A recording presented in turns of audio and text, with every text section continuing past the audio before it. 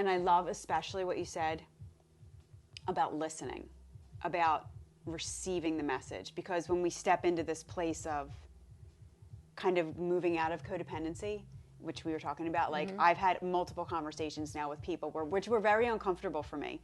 And one of them I botched. One of them I botched. Two of them, and it's okay. One of mine too. And you know, the response, it's unbelievable because the response shows that I botched it.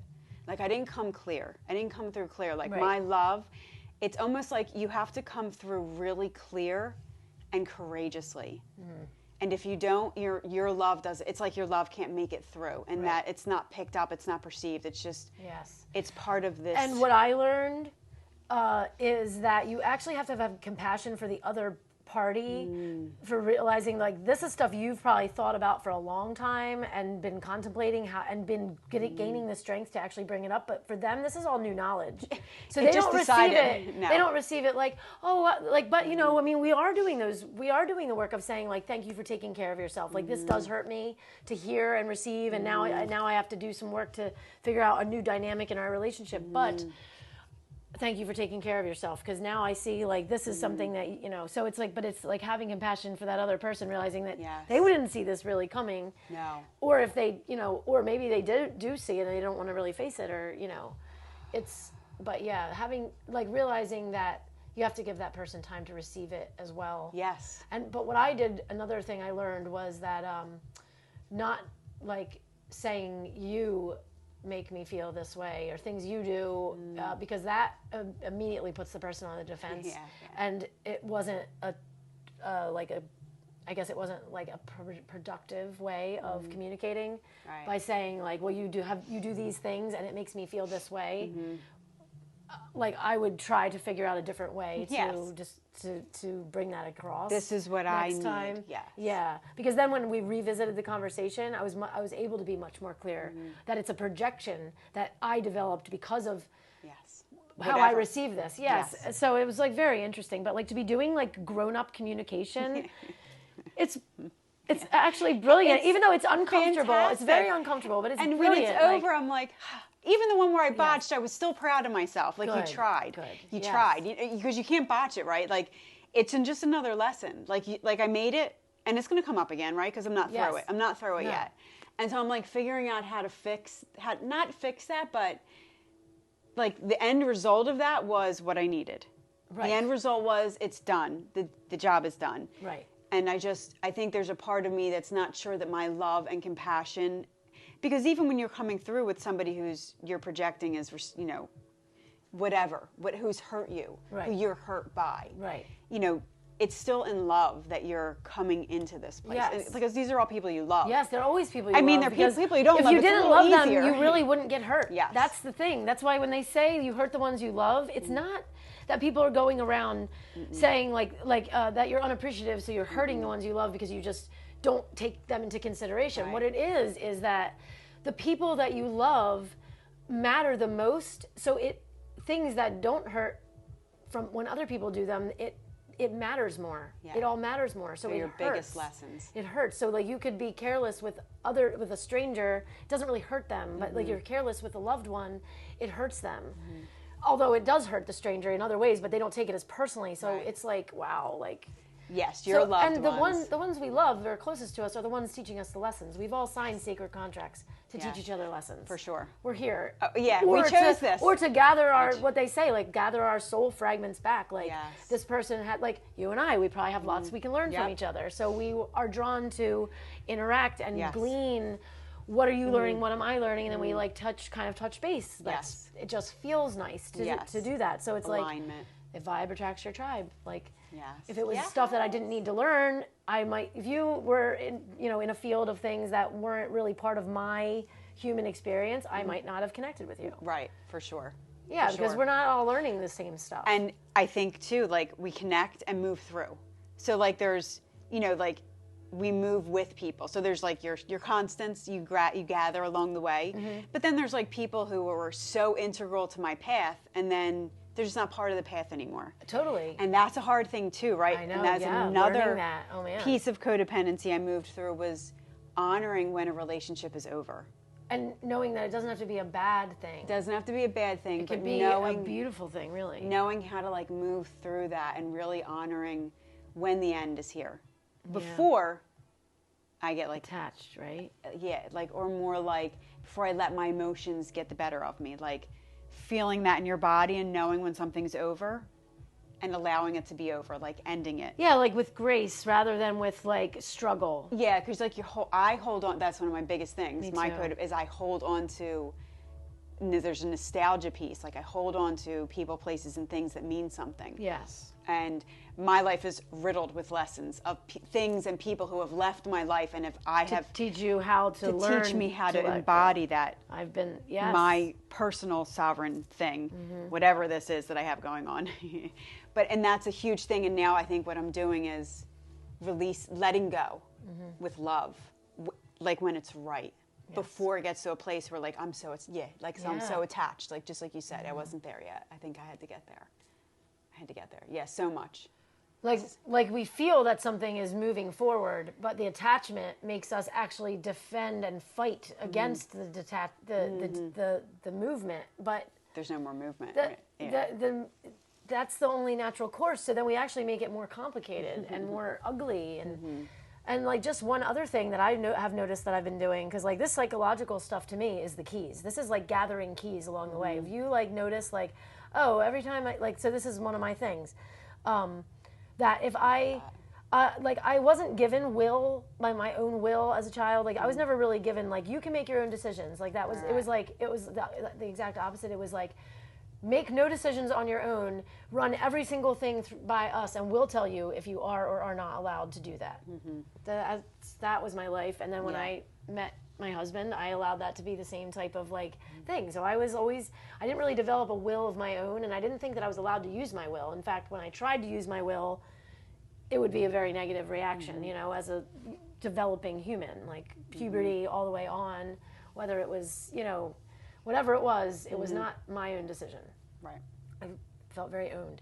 And so I have only first you have to identify that you just, that's even a thing. Yeah. But then to learn to actually use it is like really hard. So just like with decision making and stuff, I'm always driven by other programs like don't disappoint people. So like I was offered a job. Well, it's like, if I just say no, it's like disappointing people, like not helping, and it's a church. They want me to clean a church. So then it's like, I'm like questioning all this stuff like, I should be helping a church. How could you say no?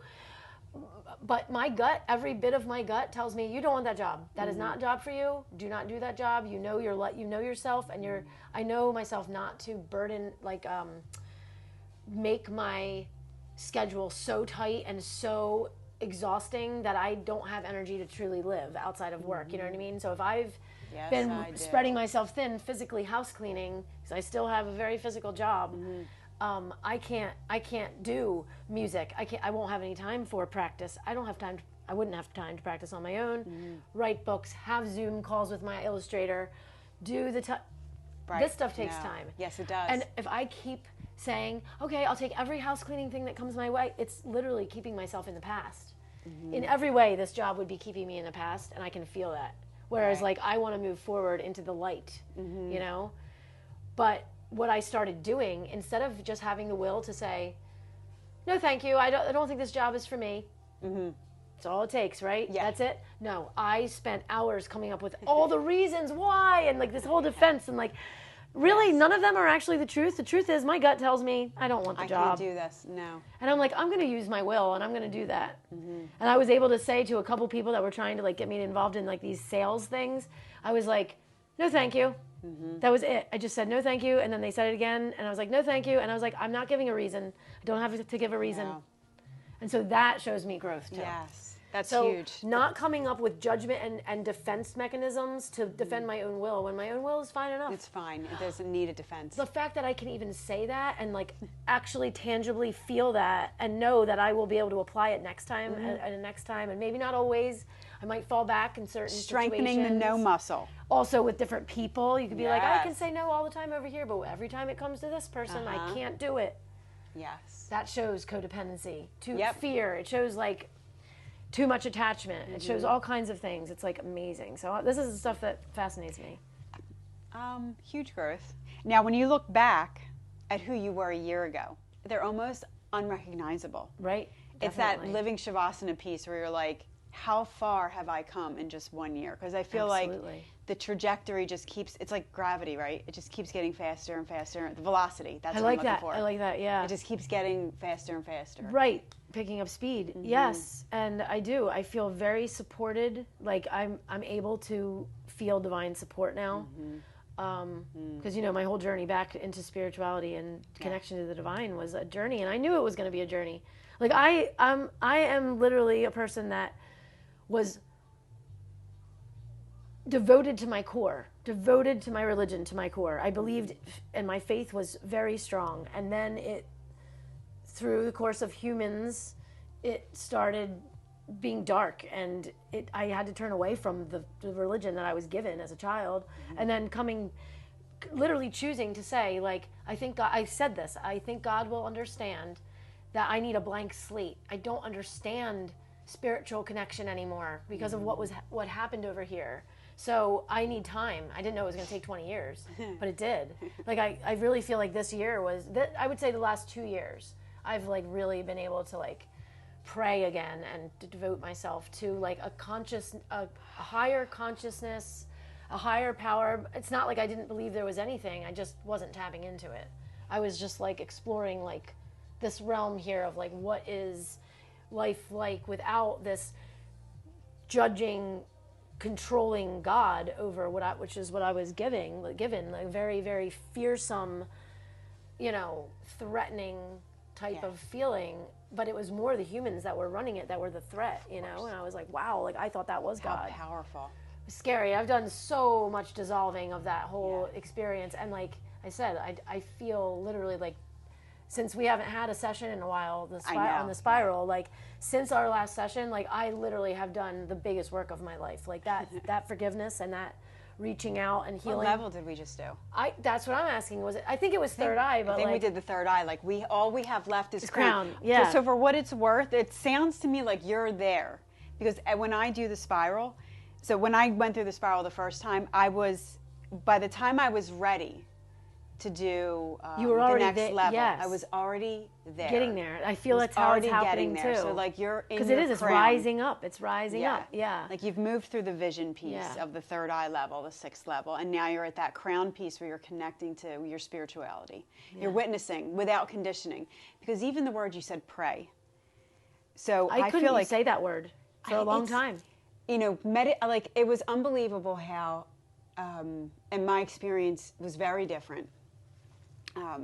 Very different, and I was raised in a very, very Catholic, very Italian Catholic, right. and very, with parents who allowed me to expand.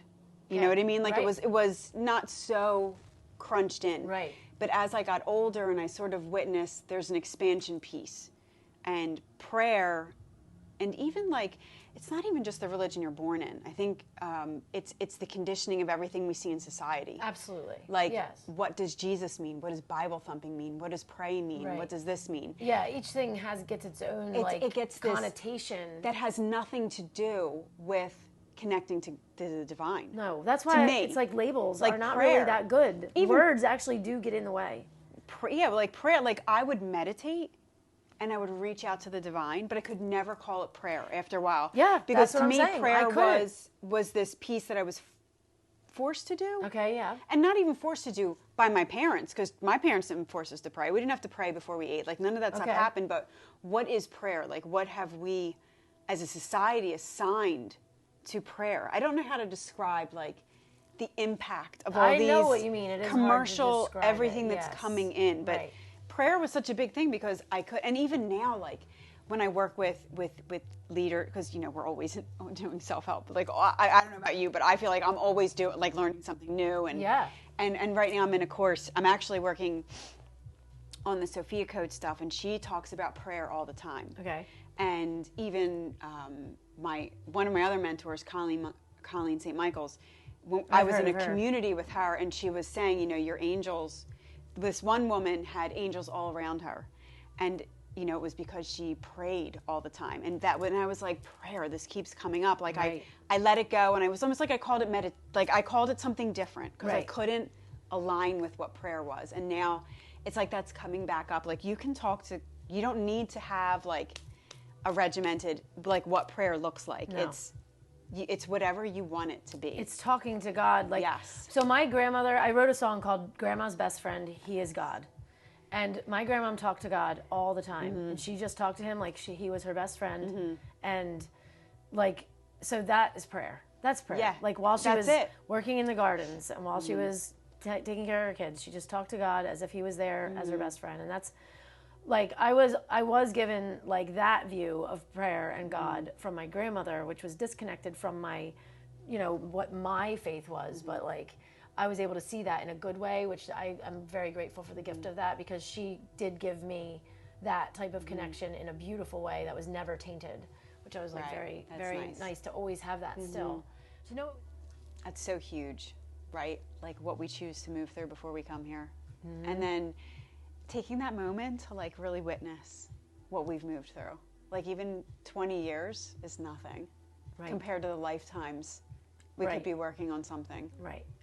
Yes. Of releasing, of just like imagine that moment of deciding that you have your own connection with the divine, and you don't need anybody else. Right. And everybody has a connection with the divine. Like we all have this. God is just source. Source is power. Just it's just a spoken word away, or a thought. Anything. Do you know what I mean? Like it doesn't have to go through. I'm feeling more supported now. Just trying to like really like think of that. Yeah. It's that moment. Like imagine like that could take lifetimes. Just lifetimes of thinking that you need somebody else to connect you with the divine. I feel like that's right. Yes. That's it. That could be a whole lifetime's worth of work. So you did good. Right. Yes. I feel, and I resonate with that in a very different way. But it really comes down to like how we connect with the divine and how we are divine. Right. And how like this innate back to remembrance. Remembrance. Yes, that's what it is. Remembrance. Remembering. Yeah. You mentioned earlier how the song I wanted to share for you. Yes. Is called "Send Out a Smile." Okay. And when you mentioned earlier that like the shutdown, it like made us find new ways to communicate, and we couldn't see each other's smiles. We couldn't, And this song was actually written during the shutdown, and I saw this man on the side of the road. He just looked so stressed out, and I made sure to smile at him while I drove by, because something said smile at that guy, because he needs to know that it's okay. Like that, just something, send him something, right? And this whole song came to me like within 15 minutes. By the time I got to my job where I was headed, I got my, my notes out and I put it all in, and I already had the tune was there. So, but the third verse, it says, with kindness in your eyes, because I'm saying, send out a smile, and we're wearing all these masks. And I was thinking, how do you send out a smile without being able to see a smile? And I was like, I have to add a verse for that. So when you said that, it was like, I actually put a lot of thought into that. How can we communicate differently? Right. Use your eyes. Make sure that you like a gesture, something that tells people.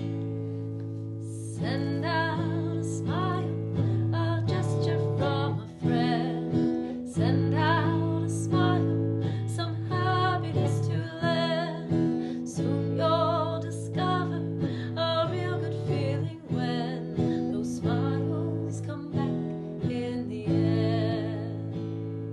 Send out a smile, an easy thing to do, to show another person they have a friend in you. Send out a smile and notice when you do how many smiles come back to you. When you smile, it ignites a joy inside the heart. If you haven't smiled in a while, now's a good time to start.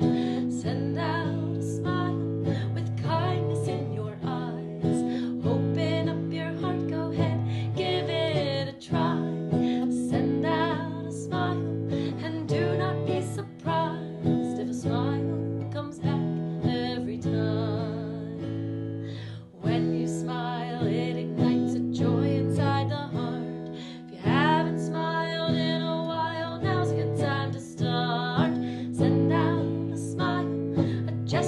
from a friend. Send out a smile, some happiness to them. Soon you'll discover a real good feeling when those smiles come back in the end. Let me see your smiles, my friends.